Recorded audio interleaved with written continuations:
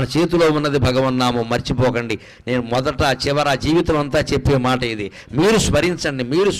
మనస్సులో స్మరించదలుచుకుంటే మడి లేదు, ఆచారం లేదు, ఇవి స్నానం చేసే సమయం లేదు, భోజనం చేసే సమయం లేదు, ఎప్పుడైనా స్మరించవచ్చు. దానికి నియమం లేదు, నిష్ట లేదు, మనస్సుకి రూపం లేదు, కాబట్టి ఏ నియమం ఉండదు. అన్ని రోజులు పాటించినా ఒక్కరోజు కాళ్ళు కడుక్కోలేదు, దేవుడు అంత కక్ష కట్టడమ్మా. దేవుడిని పిశాచం అనుకోకండి, దేవుడు ప్రియుడు. నువ్వు ఒక్కరోజు నియమం తప్పితే దేవుడు కక్ష కడతాడా?